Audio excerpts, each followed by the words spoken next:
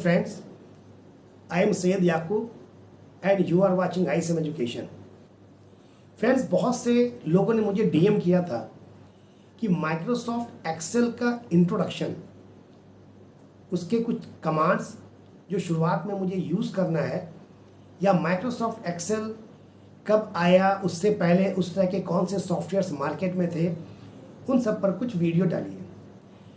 तो मैंने कोशिश किया है कि माइक्रोसॉफ्ट एक्सेल का इंट्रोडक्शन उस तरह के और भी सॉफ्टवेयर्स जो मार्केट में उससे पहले थे, और जो माइक्रोसॉफ्ट एक्सेल खुलने के बाद फर्स्ट स्क्रीन आती है, उसके ऊपर मैंने ये वीडियो बना करके आपको पोस्ट किया है। आप मेरे इस चैनल को सब्सक्राइब और लाइक ज़रूर कीजिए, क्योंकि इसके बाद हर टैब और रिबन पर मैं वीडियो जो बनाऊंगा उसकी इन्फॉर्मेशन आपको मिलती रहे। और फ्रेंड्स, जैसा कि मैं हर वीडियो में आपसे कुछ शेयर करता हूं, इस वीडियो में एक छोटी सी बात भी आपके साथ शेयर कर रहा हूं कि जब हम किसी काम को नहीं करते हैं या जब किसी काम को करने की इच्छा नहीं होती है, तो वो काम मुझे असंभव सा लगता है, नामुमकिन सा लगता है। लेकिन जैसे जैसे हम उस वक्त पर, हम उस काम पर आगे बढ़ते हैं, वो नामुमकिन चीज़, वो असंभव चीज़ फिर संभव में तब्दील होती जाती है। तो फ्रेंड्स, जो टॉपिक आपको नहीं समझ में आ रहा है उसको दोबारा पढ़िए या मुझे कमेंट में कुछ बताइए, मैं उस पर आपको दूसरा वीडियो दूं, लेकिन हर असंभव को संभव बनाने की कोशिश कीजिए। तो आइए फ्रेंड्स, देखते हैं अपना ये एक्सेल इंट्रोडक्शन का वीडियो।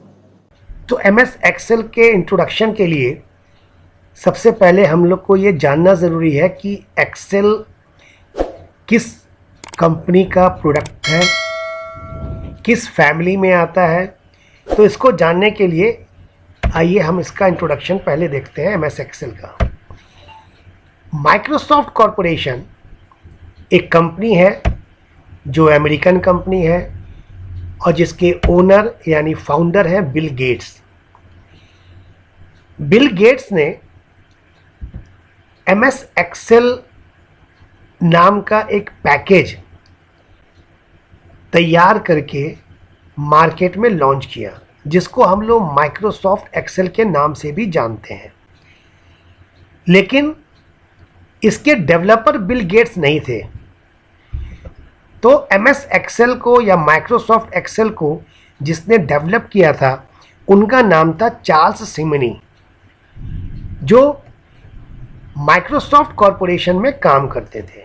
तब इन्होंने बनाया था MS एक्सेल। ये MS एक्सेल किस फैमिली को बिलोंग करता है, ये सबसे इंपॉर्टेंट है, क्योंकि हर सॉफ्टवेयर किसी ना किसी फैमिली को बिलोंग करता है। जैसे इससे पहले आपको मैंने वर्ड पढ़ाया था, तो MS वर्ड में बताया गया कि वो वर्ड प्रोसेसर फैमिली को बिलोंग करता है। जो ऊपर फ्लैश कर रहा है, आप उसके बारे में देखना चाहें तो वहाँ जा कर के देख सकते हैं। तो उसी तरीके से MS एक्सेल जो है वो स्प्रेडशीट फैमिली को बिलोंग करता है। स्प्रेडशीट फैमिली क्या होती है?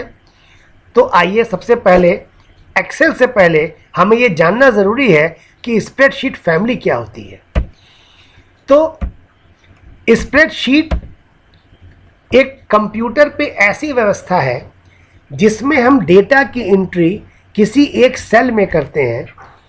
वो रो और कॉलम में बना होता है। रो और कॉलम का मतलब होता है जिसको हम कभी कभी टैबुलर फॉर्म भी बोलते हैं। यहाँ पे मैंने लिखा हुआ है कि टैबुलर फॉर्म में एक शीट होती है, जैसे आप वर्ड पढ़ते हैं तो उसमें ब्लैंक पेज आता है, और स्प्रेडशीट में जिस तरह से मैथ्स की कॉपी होती है, बॉक्सेस बने होते हैं, तो उसी तरह से स्प्रेडशीट में भी बॉक्सेस बने होते हैं जो रो और कॉलम में होते हैं, जिसको हम टैबुलर फॉर्म बोलते हैं। और उस रो और कॉलम के कॉम्बिनेशन से जो बॉक्स बनता है उसको सेल बोलते हैं। तो स्प्रेडशीट क्या है? स्प्रेडशीट कंप्यूटर पे एक ऐसी व्यवस्था है जिसमें न्यूमेरिकल या फाइनेंशियल डेटा को हम रिकॉर्ड करते हैं। रिकॉर्ड टैबुलर फॉर्म में करते हैं, उसको कैलकुलेट कर सकते हैं, कंपेयर करा सकते हैं, और किसी भी तरह का अर्थमेटिक फंक्शन जो कुछ भी हमको एक्सेल से सॉल्व कराना है या स्प्रेडशीट से सॉल्व कराना है, उसको आसानी से सॉल्व करा सकते हैं।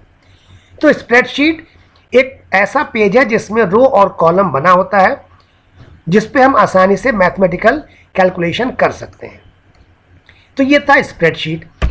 अब इसमें थोड़ी और जानकारी ले लीजिए कि पहला स्प्रेडशीट एप्लीकेशन जो है, जो पर्सनल कंप्यूटर के लिए है, वो कब बना था, किस नाम से बना था और किसने बनाया था। तो पहला स्प्रेडशीट एप्लीकेशन पर्सनल कंप्यूटर के लिए जो बना था उसका नाम था विजिकैल्क। तो विजिकैल्क को हम विजिबल कैलकुलेटर भी कहते हैं। तो विजिकैल्क जो है वो पहला स्प्रेडशीट एप्लीकेशन था पर्सनल कंप्यूटर के लिए, जो 1979 में रिलीज हुआ था। जिस कंपनी ने इसको रिलीज किया था उसका नाम था एप्पल कंपनी। तो जैसे अभी मैंने आपको थोड़ा देर पहले बताया था कि माइक्रोसॉफ्ट कंपनी के फाउंडर थे बिल गेट्स, लेकिन एक्सेल को डेवलप किया था किसी और ने। उसी तरीके से विजिकैल्क जिस कंपनी ने रिलीज़ किया वो एप्पल कंपनी थी, लेकिन उसके डेवलपर थे दो लोग जिनका नाम था डैन ब्रिकलिन एंड बॉब फ्रैंकस्टन। इन दो लोगों ने 1979 में विजिकैल्क नाम का पहला स्प्रेडशीट एप्लीकेशन बनाया था। अब माइक्रोसॉफ्ट कंपनी ने जो पहला स्प्रेडशीट बनाया, देखिए अभी एक्सेल माइक्रोसॉफ्ट का पहला स्प्रेडशीट एप्लीकेशन नहीं था। माइक्रोसॉफ्ट ने जो पहला स्प्रेडशीट एप्लीकेशन बनाया पर्सनल कंप्यूटर के लिए, उसका नाम था मल्टीप्लान। मल्टीप्लान ये रिलीज़ किया था उन्होंने 1982 में। तो 1979 में पहला स्प्रेडशीट एप्लीकेशन एप्पल ने लॉन्च किया जो विजिकैल्क के नाम से था, और 1982 में माइक्रोसॉफ्ट कंपनी ने पहला स्प्रेडशीट एप्लीकेशन जो लॉन्च किया पर्सनल कंप्यूटर के लिए, उसका नाम था मल्टीप्लान। ये माइक्रोसॉफ्ट कंपनी ने लाया और इसको डेवलप जिन्होंने किया उनका नाम था डॉग क्लुंजर। तो पर्सनल कंप्यूटर पर माइक्रोसॉफ्ट का पहला स्प्रेडशीट जो था वो एक्सेल नहीं था, उसका नाम था मल्टीप्लान। लेकिन 1983 में एक नई कंपनी आई जिसका नाम था लोटस, और उन्होंने एक स्प्रेडशीट एप्लीकेशन दिया लोटस 123। ये मल्टीप्लान से बहुत ज़्यादा फैसिलिटी के साथ था और माइक्रोसॉफ्ट के ऑपरेटिंग सिस्टम डॉस और विंडोज़ दोनों पर बहुत अच्छी तरीके से वर्क करता था, जिसकी वजह से मल्टीप्लान जो है वो मार्केट में सक्सेस नहीं हो पाया और उसकी जगह लोटस 123 मार्केट में लॉन्च हो गया। तो इसको देखते हुए माइक्रोसॉफ्ट कंपनी ने लोटस के कंपैरिजन में अपना एक 1987 में एक नया MS एक्सेल के नाम का स्प्रेडशीट पैकेज निकाला। ये लोटस 123 से बहुत ही ज़्यादा फैसिलिटी के साथ मार्केट में आया।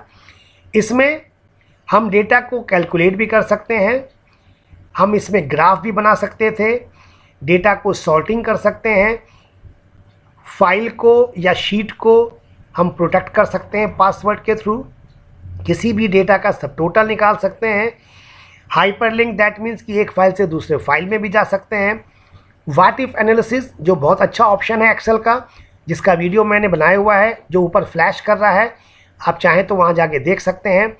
उसी तरह से ऑटो सम, मैक्रो और बहुत सी ऐसी फैसिलिटी है जो आपके लोटस 123 में नहीं थी और माइक्रोसॉफ्ट एक्सेल में वो चीज़ आई। तो माइक्रोसॉफ्ट एक्सेल 1987 में मार्केट में लॉन्च हुआ। तो आइए कंपैरिजन देखते हैं लोटस 123 और MS एक्सेल के बीच में। लोटस कंपनी, जिसको हम अभी लोटस 123 स्प्रेडशीट पैकेज के नाम से जानते हैं, वो 1983 में आया था और जो डॉस और विंडोज़ दोनों ऑपरेटिंग सिस्टम पर पॉपुलर था।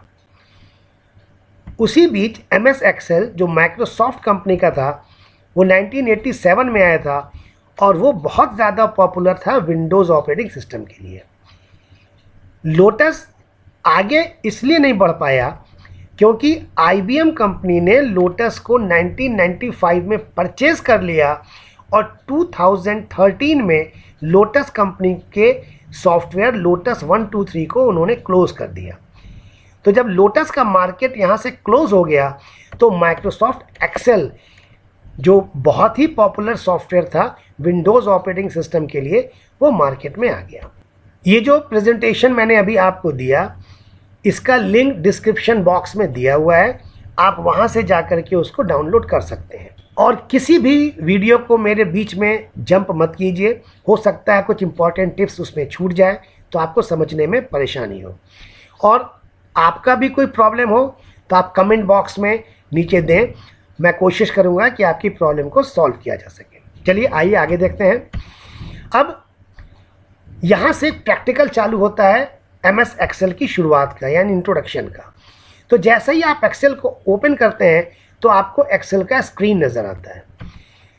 तो एक्सेल की स्क्रीन में बहुत सारी चीज़ें हैं, मैं उसको पार्ट बाय पार्ट आपको बताता हूँ। तो पहले ये इतनी सारी चीज़ें, मैं आपको 7 चीज़ों के बारे में बताता हूँ, जिसमें है quick access tool bar, title bar, tabs, ribbon, name box, formula bar और कॉलम हेडर। पहले ये समझ लेते हैं, उसके बाद उसी स्क्रीन पर ये आगे जो है row header, sheet, scroll button, row column, cell, sheet, ये हम भी बाद में समझेंगे। तो पहले हम लोग ये quick access tool bar, title bar, tabs, ribbon, name box, formula bar और कॉलम हेडर समझते हैं। तो देखिए, जब स्क्रीन ओपन होती है तो वो स्क्रीन कुछ इस तरह की आपको मिलती है। ये एक्सेल की स्क्रीन है। इस स्क्रीन में ये आपके जो सेल्स देख रहे हैं आप, इस सेल में किसको रो बोलते हैं, किसको कॉलम बोलते हैं, किसे टैब बोलते हैं, किसे रिबन बोलते हैं, वो एक एक करके अब हम समझते हैं। आइए वापस हम स्क्रीन पे आते हैं। तो देखिए, सबसे ऊपर स्क्रीन के आपको इस तरह का 2-3 सिंबल आएगा, जिसको हम बोलते हैं क्विक एक्सेस टूल बार।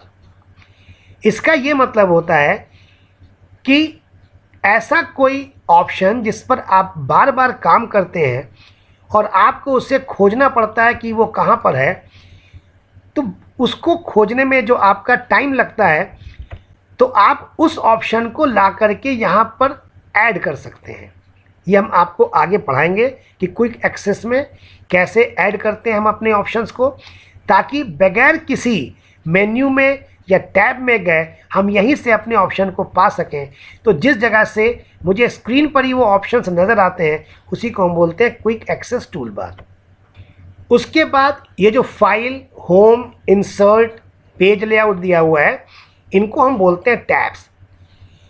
ये टैब्स दिया हुआ है, और जब किसी एक पर, होम पर या इंसर्ट पर या पेज लेआउट पे क्लिक करेंगे तो इसके अंदर जो ऑप्शंस हैं वो यहाँ पे इस तरह से आपको नज़र आते हैं। तो इनको हम बोलते हैं रिबन। फिर से समझ लीजिए, ये टैब्स हो गए, home, insert, page layout, formula, और इसको क्लिक करने पर इसके अंदर जो चीज़ें ऑप्शंस नज़र आ रहा है उसे हम बोलते हैं रिबन। ये क्विक एक्सेस टूल बार के सामने यहाँ पर बुक 1 और एक्सेल लिखा हुआ है। बुक 1 का मतलब हुआ कि अभी इस फाइल को सेव नहीं किया गया है। जब आप सेव करेंगे तो बुक 1 की जगह वो नाम आएगा जिस नाम से आप सेव करेंगे। तो वो जगह जहाँ पर फाइल का नाम दिया रहता है उसी को हम बोलते हैं टाइटल बार। उसके बाद आइए, जब इस रिबन के नीचे यहाँ पर एक ब्लैंक सेल होगा जिसमें किसी सेल का एड्रेस होगा। सेल एड्रेस क्या होता है अभी हम बताते हैं। और उसके बाद फिर यहाँ पे एक ब्लैंक होगा। तो ये लेफ्ट हैंड साइड में ब्लैंक है, इसे हम बोलते हैं नेम बॉक्स। नेम बॉक्स का मतलब होता है कि कर्सर हमारा जिस सेल में, यानी कि जिस भी बॉक्स में कर्सर इस वक्त प्रेजेंट होगा उसका एड्रेस यहाँ पर लिख करके आएगा। इसको बोलते हैं नेम बॉक्स। जैसे सपोज कीजिए कि मेरा कर्सर जो है, ये अभी मैंने यहाँ पे क्लिक किया तो कर्सर देखिए ये ऊपर C लिखा है और इधर 1 लिखा है। तो देखिए यहाँ पर ये C1 लिख करके आ रहा है।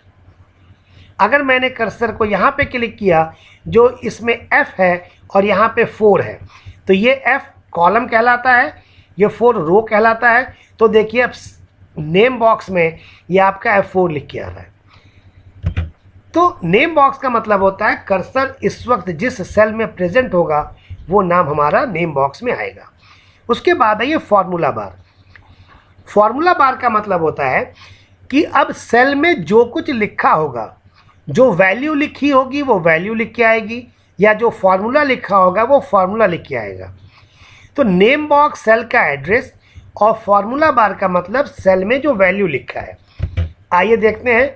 अभी हम लोग यहाँ पर जिस सेल में है वो है C3, तो देखिए नेम बॉक्स में C3 लिखा है। फार्मूला बार में अभी कुछ भी नहीं है क्योंकि मैंने अभी सेल में कुछ भी नहीं लिखा है। तो आइए हम यहाँ पे कुछ लिखते हैं। मैंने लिखा आलोक, तो देखिए अब फार्मूला बार में यहाँ पे आलोक लिखा हुआ मिल रहा है। या मैंने अगर लिखा यहाँ पे 57, तो देखिए जब मैंने 57 लिखा तो यहाँ पे 57 लिख के आ गया। उसी तरीके से जब फार्मूला लिखेंगे तो फार्मूला लिखा हुआ मुझे मिलेगा। तो नेम बॉक्स जिसमें सेल का एड्रेस होता है और फार्मूला बार जिसमें सेल में जो वैल्यू या फार्मूला लिखा है वो लिखा हुआ नज़र आता है। उसके बाद है कॉलम हेडर। तो ये ABCD जो दिया हुआ है ये कॉलम का नाम होता है और 1 2 3 जो दिया है वो रो का नाम होता है। तो कॉलम हेडर हो गया ABCD और 1 2 3 4 जो है वो रो हेडर हो गया। तो आइए एक बार आपको दिखाते हैं। तो मैंने आपको quick access tool bar, title bar, tabs, ribbon, name box, formula bar और कॉलम हेडर बता दिया। तो row header, sheet scroll button, row column, आइए इसको जानते हैं।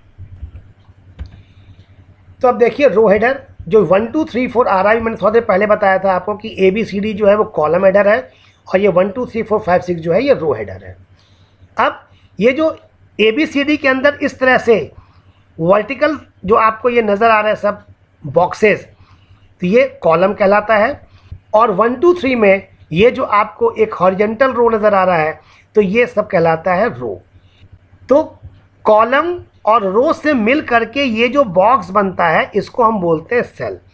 तो combination of row and column, तो कॉलम और रो के कम्बिनेशन से जो सेल बन रहा है या जो बॉक्स बन रहा है इसको हम सेल बोलते हैं। तो वर्टिकली ये कॉलम है, हॉरिजॉन्टली ये रो है।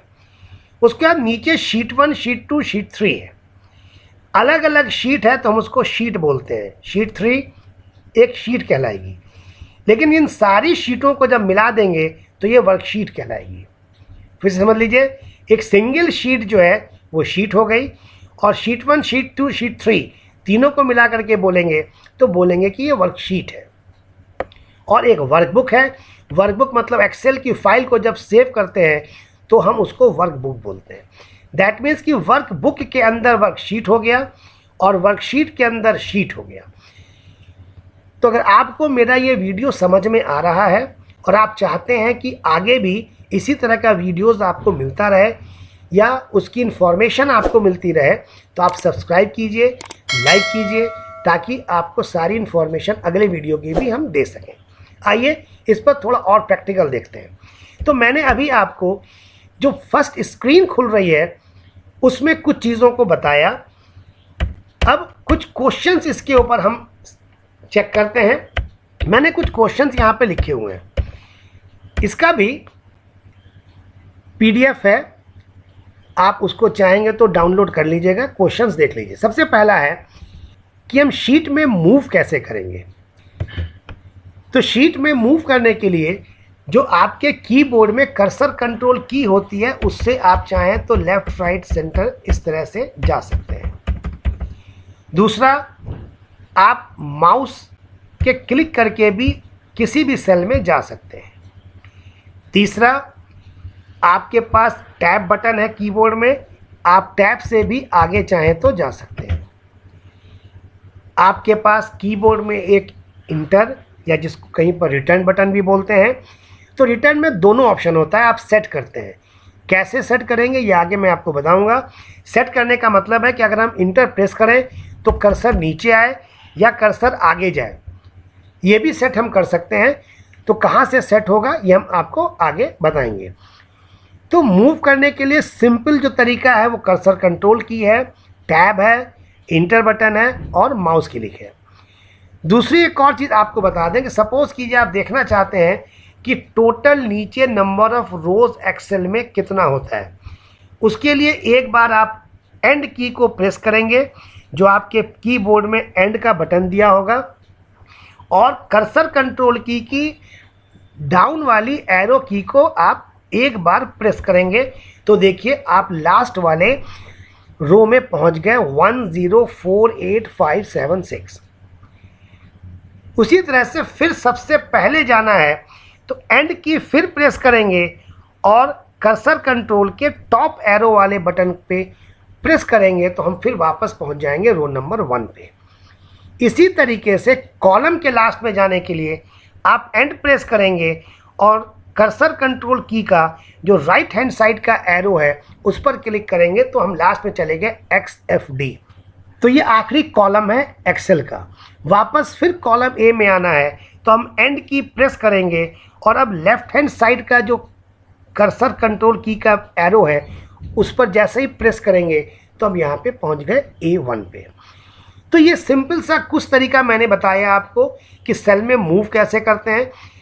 अब आइए नेक्स्ट क्वेश्चन देखते हैं। नेक्स्ट क्वेश्चन है कि कितने तरह की एंट्री एक्सेल में होती है, डेटा एंट्री। तो आइए, पहली डेटा एंट्री जिसको हम बोलते हैं टेक्स्ट की होती है, जैसे आपने लिख दिया आलोक, ये टेक्स्ट हो गया। दूसरी एंट्री नंबर की होती है, जैसे आपने लिख दिया 56, ये नंबर्स हो गए। तो टेक्स्ट जो होता है वो लेफ्ट अलाइन होता है, तो देखिए आलोक आपका लेफ्ट में आ रहा है। नंबर्स जो होता है वो राइट अलाइन होता है, तो जैसे ही हम इंटर प्रेस करेंगे नंबर ऑटोमेटिक राइट साइड में चला जाएगा। तीसरी एंट्री होती है फॉर्मूला की। फॉर्मूला को लिखने के लिए एक्सेल में हम इक्वल टू सिंबल के साथ शुरू करते हैं। ये इक्वल टू सिंबल देने के बाद अगर मैंने लिखा 5 + 7 तो जैसे ही इंटर प्रेस किया ये रिजल्ट आ गया 12। लेकिन अगर हम विदाउट इक्वल टू प्रेस करते 5 + 7 तो ये 5 + 7 ही लिखा मिलता मुझे, ये आपका कैलकुलेशन नहीं होता। तो एक्सेल में कुछ भी कैलकुलेट करने के लिए आपको इक्वल टू सिंबल के साथ शुरू करना है। फिर मैंने लिखा =10 + 12। थोड़ा देर पहले मैंने आपको बताया था कि ये नेम बॉक्स और फार्मूला बार के बारे में। देखिए यहाँ पे जहाँ आलोक लिखा है तो नेम बॉक्स में C1 आ रहा है और फार्मूला बार में आलोक आ रहा है। 45 में देखिए नेम बॉक्स में C2 आ रहा है क्योंकि ये C और 2 में है और फार्मूला बार में 45 आ रहा है। लेकिन जैसे ही आपने C3 पर क्लिक किया तो नेम बॉक्स में C3 आ रहा है, लेकिन फार्मूला बार में अब वो फार्मूला लिख कर के आ रहा है जो फार्मूला आपने लिखा था। तो ये तीसरा आपका हो गया। और फोर्थ होता है लॉजिकल। लॉजिकल एंट्री जो इक्वल टू इफ के साथ चालू होती है, जिसको मैंने आपको बताया कंपैरिजन। कंपैरिजन का मतलब होता है कि हम यहाँ चेक करें कि अगर मार्क्स जो है वो 50 से ऊपर हो तो पास, नहीं तो फेल। इस तरह की एंट्री जो होती वो लॉजिकल एंट्रीज कहलाती है, जिसको हम आगे फिर देखेंगे कि लॉजिकल एंट्रीज कैसे होती है। तो डेटा टाइप टेक्स्ट हो गया, नंबर हो गया, फॉर्मूला हो गया और लॉजिकल हो गया। अब आइए थर्ड क्वेश्चन हम लोग चेक करते हैं। थर्ड क्वेश्चन है कि हम किसी एक सेल को या एक से ज़्यादा सेल को सेलेक्ट कैसे करेंगे। सेलेक्ट करने से हम फॉन्ट का स्टाइल, साइज, कलर या सेल का कलर चाहें तो चेंज कर सकते हैं। तो आइए, अगर मुझे text, number, formula, logic in चारों को सेलेक्ट करना है तो पहला तरीका ये है कि A1 वाले सेल पे मैंने क्लिक किया, शिफ्ट का बटन प्रेस किया और कर्सर कंट्रोल की का डाउन बटन जब प्रेस करते जाएंगे तो ये ऑटोमेटिक सेलेक्ट होता जाएगा। अगर ज़्यादा सेलेक्ट हो गया तो शिफ्ट प्रेस है और अप वाला एरो की प्रेस करेंगे तो जहाँ तक सेलेक्ट करना है हमने सेलेक्ट किया। सेलेक्ट करने के बाद ये आपका होम टैब जो है उसमें यहाँ पे देखिए फ़ॉन्ट की स्टाइल है, आप चाहें तो किसी भी फ़ॉन्ट की स्टाइल में इसको चेंज कर सकते हैं। उसके बाद यहाँ पे साइज़ है, आप किसी भी साइज़ में तो चाहें तो चेंज कर सकते हैं। ये बाकी ऑप्शन जितना है ये मैं आपको जब होम टैब के बारे में बताऊंगा तो ये सारी चीज़ें होम टैब की एक साथ मैं आपको बताऊंगा। अभी हाउ टू सेलेक्ट बता रहे हैं, तो थोड़ा सा बस इसको समझ लेते हैं। हम यहाँ से फ़ॉन्ट का कलर भी चेंज कर सकते हैं। हम यहाँ से कोई भी फ़ॉन्ट का कलर चाहें तो चेंज कर सकते हैं। ये बैकग्राउंड है, हम चाहें तो यहाँ से बैकग्राउंड का कलर भी सेल का चेंज कर सकते हैं। ये सारी चीज़ें फिर से देख लीजिए कि सेलेक्ट करने के लिए हमने A1 पे क्लिक किया था। शिफ्ट का बटन दबा करके कर्सर कंट्रोल का डाउन की जब हम प्रेस करते जाएंगे तो ये सेलेक्ट हो गया। मैंने वापस यहाँ से आके सेल को नो फिल कर दिया ताकि सेल में कोई कलर ना रहे, और टेक्स्ट को मैंने ब्लैक कर दिया ताकि वापस ये ब्लैक हो जाए। एक सिलेक्शन का तरीका आपने देखा जो कर्सर कंट्रोल की और शिफ्ट के साथ था। दूसरा तरीका है कि माउस का बटन दबा करके और माउस को ड्रैग करेंगे तब भी ये चीज़ सेलेक्ट होती जाएगी। माउस का बटन प्रेस करके और आप माउस को ड्रैग करेंगे तब भी आपके सेल्स सेलेक्ट होते जाएंगे।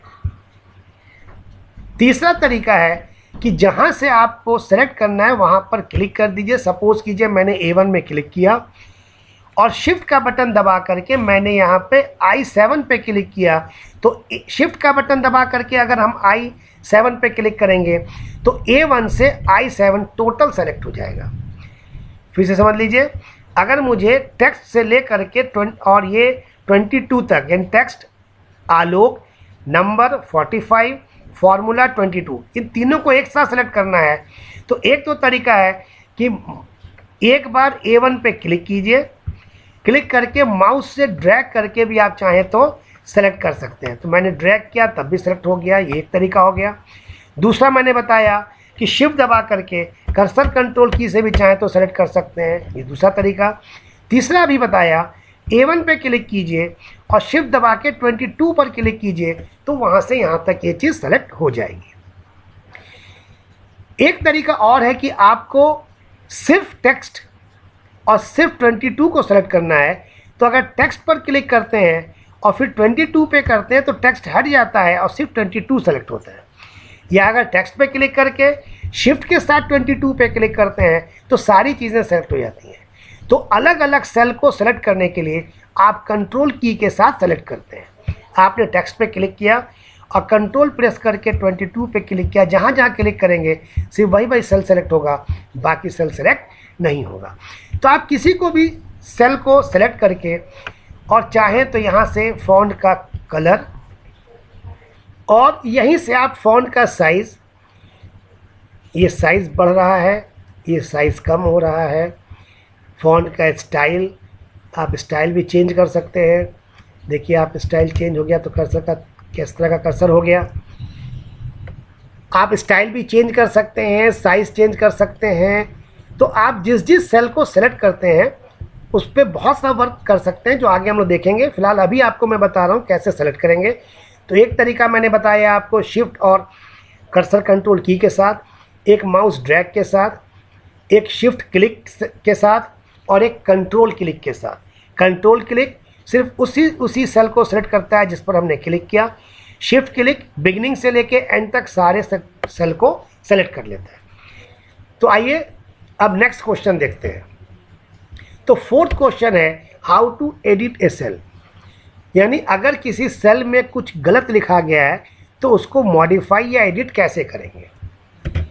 तो आइए सपोज कीजिए मुझे यहाँ पे कंप्यूटर लिखना है और मैंने लिखा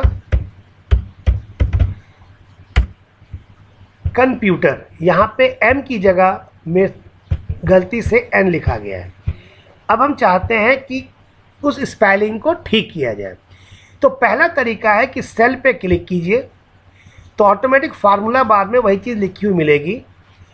यहाँ पर एन के पास प्रेस करके एन को डिलीट करके वहाँ पे हमने एम लिख दिया तो ये मेरा कंप्यूटर लिखा गया।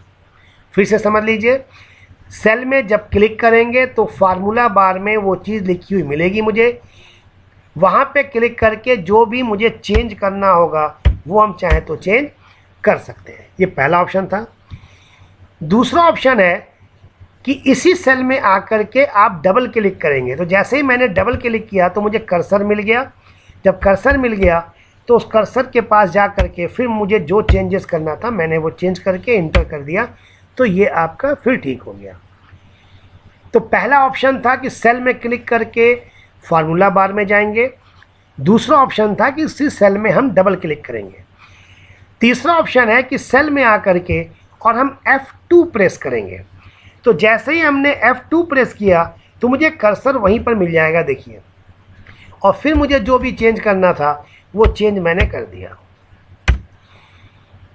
सेल पे आए और F2 प्रेस किया, फंक्शन की जो ऊपर F2 है, तो देखिए आपको कर्सर मिल गया। और लास्ट ऑप्शन है कि आप कुछ भी नहीं याद है तो सेल में क्लिक करके और दोबारा टाइप कर दीजिए, तो पहली वाली चीज़ सारी हट जाएगी और जो नया लिख रहे हैं वो आप इसमें ला सकते हैं। तो एडिट करने का मैंने आपको 4 तरीका बताइए। अब आइए नेक्स्ट क्वेश्चन देखते हैं। नेक्स्ट क्वेश्चन है कि कैसे किसी सेल को कॉपी या पेस्ट करेंगे। बहुत कॉमन क्वेश्चन है ये, आपको हर जगह मिलता है। कॉपी पेस्ट का तरीका बहुत सा तरीका है। एक तरीका है कि जिस सेल को कॉपी करना है उस पर कंट्रोल प्रेस करके सी प्रेस करते हैं तो कॉपी होता है, और फिर किसी दूसरे सेल में जाके कंट्रोल वी कर देते हैं तो पेस्ट हो जाता है। तो जहाँ जहाँ पेस्ट करना है कंट्रोल वी चाहे तो करते जाएंगे तो पेस्ट हो जाएगा। दूसरा तरीका है कि जिस सेल को कॉपी करना है कंट्रोल सी से कॉपी किया और आप आके दूसरे सेल पे क्लिक करके सिर्फ इंटर प्रेस कर देंगे तब भी वो पेस्ट हो जाएगा। फिर समझ लीजिए, कंट्रोल सी से कॉपी करने के बाद हम कंट्रोल वी से भी पेस्ट कर सकते हैं और इंटर से भी पेस्ट कर सकते हैं। फ़र्क ये है कि कंट्रोल वी से पेस्ट करने पे हम बार बार कंट्रोल वी करके पेस्ट कर सकते हैं, लेकिन इंटर से पेस्ट करने पर सिर्फ एक बार पेस्ट होता है, फिर पेस्ट करने के लिए आपको कॉपी करना पड़ेगा। तो कंट्रोल वी हम बार बार पेस्ट कर सकते हैं और इंटर से एक ही बार पेस्ट होता है। तो एक तो तरीका था कंट्रोल सी से कॉपी और कंट्रोल वी से पेस्ट। दूसरा तरीका है जिस सेल में कॉपी करना है उस पर आके राइट क्लिक करेंगे तब भी यहाँ पे कॉपी का ऑप्शन आपको मिलेगा, और जिस सेल में पेस्ट करना है वहाँ पे आके राइट क्लिक करेंगे तो आपको ये पेस्ट का ऑप्शन भी यहाँ पर मिलता है। तो ये बहुत नॉर्मल चीज़ है, कॉपी पेस्ट आप कहीं पर भी आपको मिलता है। वर्ड, एक्सेल, कुछ भी पावर पॉइंट पढ़ेंगे तो करीब करीब सब में सेम होता है। आइए देखते हैं नेक्स्ट क्वेश्चन। नेक्स्ट क्वेश्चन है कि अगर किसी सेल में आपने एक टेक्स्ट लिखा और वो कॉलम के साइज से बड़ा है तो हम कॉलम के साइज को कैसे चेंज करेंगे, how to change column width. तो सेल C1 में जहाँ पे आलोक लिखा है, आइए वहाँ पे हम लिख रहे हैं आलोक कुमार, और मैंने इंटर किया तो देखिए आलोक कुमार का कुमार जो है वो D1 वाले सेल में फिर भी नज़र आ रहा है। क्यों? क्योंकि D1 का सेल अभी खाली है। हम D1 के सेल में आकर के जैसे ही लिखेंगे दिल्ली और इंटर करेंगे तो देखिए आलोक का कुमार इस सेल के पीछे चला गया, यानी कि आलोक कुमार की जगह सिर्फ उतना ही नज़र आ रहा है जितना आपका ये C1 सेल जो है उसका साइज़ है। तो कॉलम का साइज़ बढ़ाने के लिए जो कॉलम हेडर है C और D के बीच में ये जो लाइनिंग आ रही है, आपको यहाँ पर माउस लाएंगे और माउस को ड्रैग करेंगे तो देखिए धीरे धीरे ये बढ़ता जा रहा है। लेकिन मुझे 3-4 बार इसको बढ़ाना पड़ा क्योंकि मुझे नहीं पता था कि सेल में क्या लिखा हुआ है। फिर समझ लीजिए, मैंने एक बार बढ़ाया तो मुझे सिर्फ K तक आया, फिर दूसरी बार बढ़ाया तो M तक आया, फिर तीसरी बार बढ़ाया तब R तक आया। हम चाहते नहीं एक ही बार में इस सेल का साइज़ उतना बड़ा हो जाए जितनी बड़ी इसमें हमने अपना मैटर लिखा हुआ है। तो उसके लिए इसी कॉलम हेडर, ये जो आप ऊपर देख रहे हैं C और D के बीच में, इसको ड्रैग ना करके यहाँ पे डबल क्लिक करेंगे। जैसे डबल क्लिक करेंगे तो सेल का साइज़ ऑटोमेटिक उतना बड़ा हो जाएगा जितना उसके अंदर लिखा हुआ है। तो हम कॉलम के साइज़ को यहाँ से इजीली बढ़ा सकते हैं, माउस से ड्रैग करके भी छोटा बड़ा कर सकते हैं, और माउस को डबल क्लिक करेंगे अगर दोनों हेडर के बीच में, तब भी आपका सेल का साइज़ ऑटोमेटिक उतना बड़ा हो जाएगा जितना बड़ा उस पूरे कॉलम में लिखा हुआ है। तो इसमें आपको मैंने ये बता दिया कि कॉलम का साइज़ कैसे बढ़ाएंगे, उसी तरीके से ये रो का भी हाइट यहाँ से आप ड्रैग करके रो को भी चाहे तो बड़ा और छोटा कर सकते हैं।